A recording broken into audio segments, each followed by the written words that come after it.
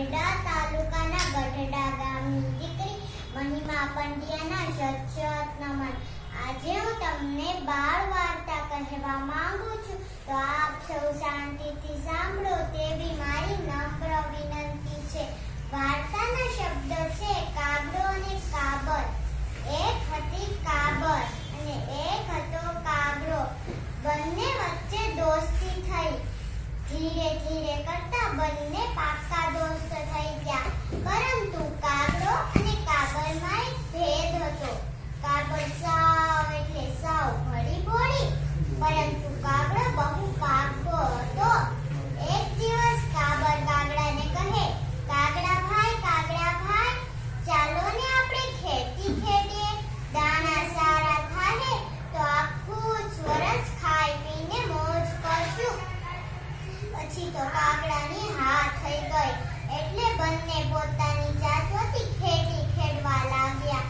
થોડી વાર થઈ એટલે કાગડાની જાત ભાંગી ગઈ, એટલે તે તો લુહારની પાસે ગયો। જતા જતા કાબરને કહેતો ગયો, કાબરભાઈ, હું લુહારની પાસે જાઉં છું। હું આવું ત્યાં લગીમાં તમે ખેતર ખેડતા થાજો। પછી તો કાબર કહે, ઠીક છે। પછી તો કાગડો ગયો, ત્યાં તે કાબરે થોડી વારમાં આખું જ ખેતર એકલીએ ખેડી નાખ્યું। તોય પણ કાગડા ભાઈ આવ્યા નહીં, એટલે તે તેને બોલાવવા ગઈ। કાગડા ભાઈની દાનત ખોટી હતી, એટલે ચાંચ તો ઘડાવી, પણ કામની આળસમાં લુહારની સાથે બેઠા બેઠા ગપ્પા મારવા લાગ્યા। કાબર તો કાગડાને કહે કે કાગડા ભાઈ, ચાલો લો, હવે વાવવાનો સમય આવી ગયો છે, ચાલો। પછી તો કાગડા ભાઈ ઝાડ ઉપરથી બેઠા બેઠા કહે, ઠાકા ઠૈયા કરું છું, ચાચુડી ઘડાવું છું, જાઓ કાબરભાઈ આવું છું। પછી તો કાબર ગઈ અને તેણે તો વાવવાનું કામ પણ શરૂ કરી દીધું। થોડા દિવસમાં એવો તો સુંદર બાજરો ઉગ્યો કે જોઈને બસ વાહ કહેવાય જાય। ત્યાં થોડી વારમાં નીંદવાનો વખત આવી ગયો, એટલે પાછી કાબર તો તેને બોલાવવા ગઈ। કાગડા ભાઈને જઈને કહે, કાગડા ભાઈ, ચાલો, નીંદવાનો વખત આવી ગયો છે, જલ્દી નહીં નીંદશું તો માલને નુકસાન થઈ જશે। પછી તો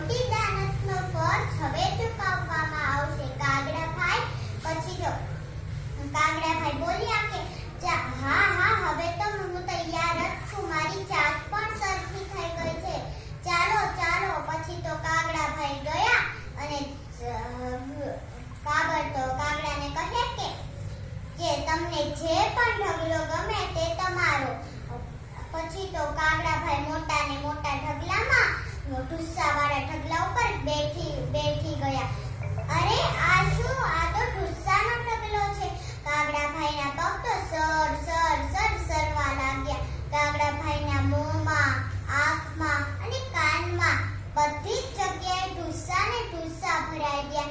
કાગડાભાઈ તો બોલવા લાગ્યા, કાબરબાઈ બચાવ બચાવ. અને કાબરબાઈ હતી તો સાવ ભલી ભોળી.